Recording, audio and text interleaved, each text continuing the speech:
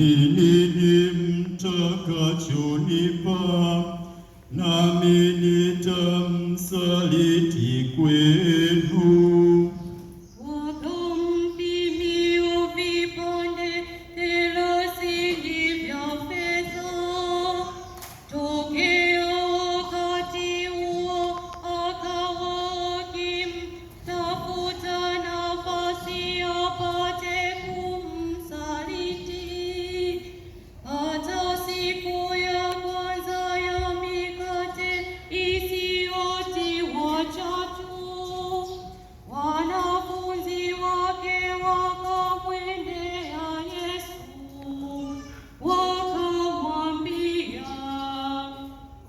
Ni wapi utakapotukuandalie ile Pasaka? Akasema, enendeni mjini kwa mtu fulani, mkamwambie mwalimu wasema, majira yangu ni karibu, kwako nitafanya Pasaka pamoja na wanafunzi wangu.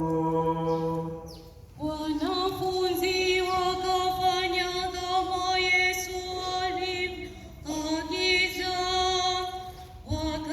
wakaiandaa Pasaka. Basi kulipokuwa jioni, aliketi chakulani pamoja na wale tenashara. Nao walipokuwa wakila, alisema, Amin, nawaambia mmoja wenu atanisaliti. wakahuzunika sana, wakaanza kumuuliza mmoja mmoja, Ni mimi Bwana. akajibu akasema, Yeye aliyetia mkono wake pamoja nami katika pombe ndiye atakayenisaliti. Mwana wa Adamu aenda zake kama ilivyoandikwa, lakini ole wake mtu yule ambaye amsaliti Mwana wa Adamu. Ingekuwa heri kwake mtu yule kama asingelizaliwa. Yuda yule mwenye kumsaliti akajibu akasema,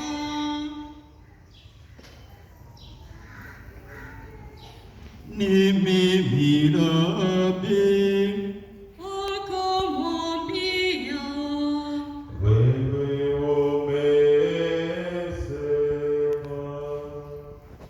nao walipokuwa wakila, Yesu alitwaa mkate, akabariki, akaumega, akawapa wanafunzi wake,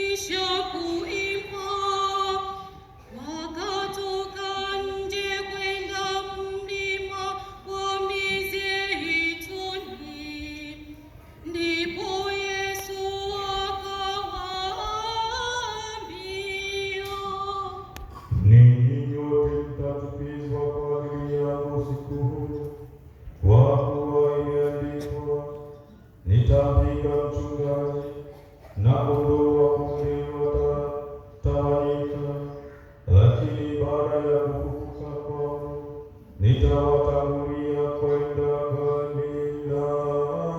Galilaya. Petro akajibu akamwambia, wajapochukizwa wote kwa ajili yako, mimi sitachukizwa kamwe. Yesu akamwambia, Amin, nakuambia wewe, usiku kabla ya kuwika jogoo utanikana mara tatu.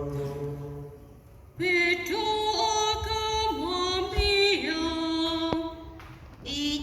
Ijaponipasa kufa nawe, sitakukana kamwe. na wanafunzi wote wakasema vivyo hivyo. Kisha Yesu akaenda pamoja nao mpaka bustani iitwayo Getsemani, akamwambia wanafunzi wake, Ketini hapa hata niende kule nikaombe. akamchukua Petro na wale wawili wa Zebedayo, akaanza kuhuzunika na kusononeka. Ndipo akawaambia, Roho yangu ina huzuni nyingi kiasi cha kufa. Kaeni hapa mkeshe pamoja nami. akaendelea mbele kidogo, akaanguka kifudifudi, akaomba akisema, Baba yangu, ikiwezekana kikombe hiki kiniepuke, walakini si kama nitakavyo mimi, bali kama utakavyo wewe. akawajia wale wanafunzi, akawakuta wamelala, akamwambia Petro, Je, hamkuweza kukesha pamoja nami hata saa moja? Kesheni, mwombe, msije mkaingia majaribuni. Roho i radhi, lakini mwili ni dhaifu. akaenda tena mara ya pili, akaomba akisema, Baba yangu, ikiwa haiwezekani kikombe hiki kiniepuke nisipokunywa, mapenzi yako yatimizwe. akaja tena akawakuta wamelala, maana macho yao yamekuwa mazito. Akawaacha tena, akaenda akaomba mara ya tatu, akisema maneno yale yale. Kisha akawajia wanafunzi wake, akawaambia, Laleni sasa, mpumzike. Tazama, saa imekaribia,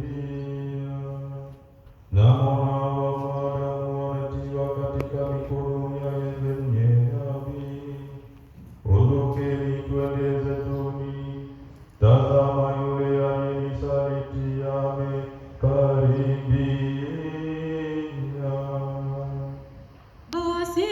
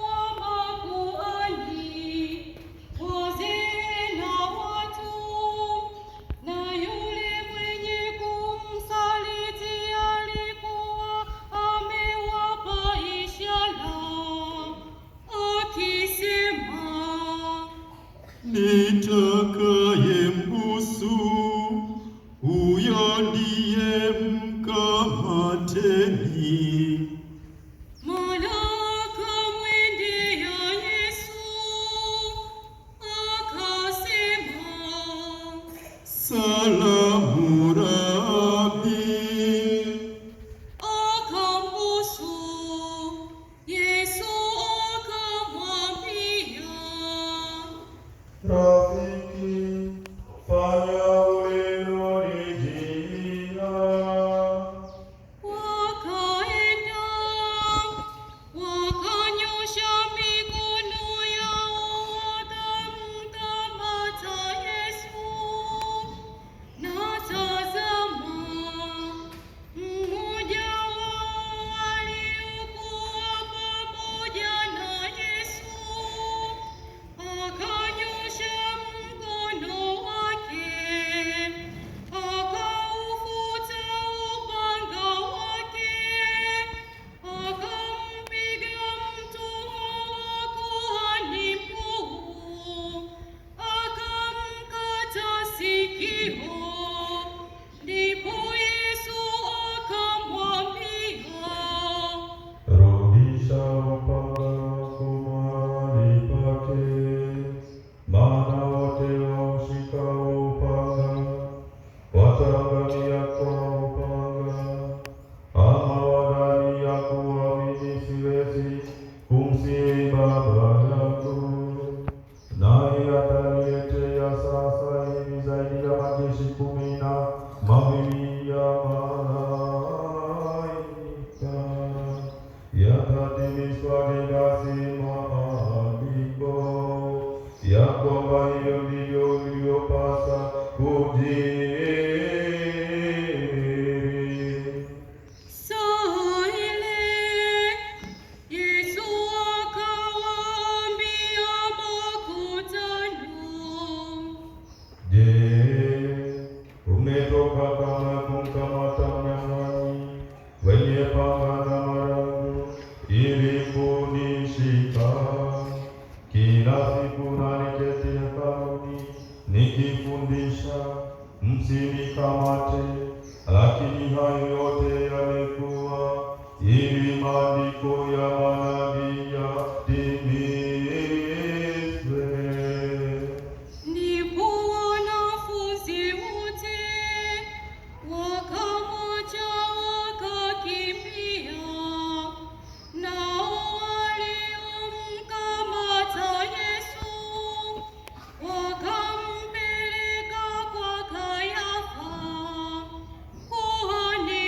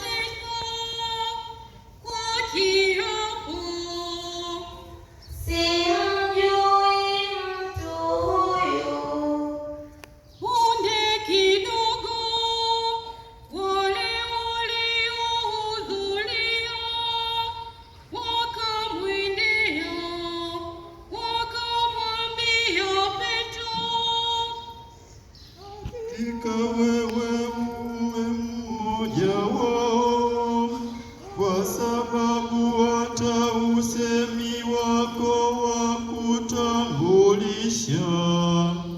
Ndipo akaanza kurani na kuapa akisema, simjui mtu huyu. na mara akaweka jogoo. Petro akakumbuka lile neno la Yesu alilosema, kabla ya kuweka jogoo utanikana mara tatu. Akatoka nje akalia kwa majonzi, na ilipokuwa asubuhi, wakuu wa makuhani wote na wazee wa watu wakafanya shauri juu ya Yesu wapate kumuua. Wakamfunga, wakamchukua, wakampeleka kwa Pilato aliyekuwa liwali. Kisha Yuda yule mwenye kumsaliti alipoona ya kuwa amekwisha kuhukumiwa, alijuta, akawarudishia wakuu na wazee vile vipande 30 vya fedha, akasema, Nalikosa nilipoisaliti damu isiyo na hatia. wakasema, Basi yatupasa nini sisi? Yaangalie haya wewe mwenyewe. akavitupa vile vipande vya fedha katika hekalu, akaondoka akajinyonga. Wakuu wa makuhani wakavitwaa vile vipande vya fedha, wakasema, Si halali kuviweka katika sanduku la sadaka, kwa kuwa ni kima cha damu. wakafanya shauri, wakavitumia kwa kununua kundi la mfinyanzi liwe mahali pa kuzika wageni. Ndipo likatimia neno alilonena nabii Yeremia akisema, wakavitwaa vipande 30 vya fedha, kimo chake aliitiwa kimo, ambaye baadhi ya Waisraeli walimtia kimo, wakavitumia kwa kununua kundi la mfinyanzi kama Bwana alivyoagiza. Naye Yesu akasimama mbele ya liwali. Liwali akamuuliza akisema, Wewe ndiwe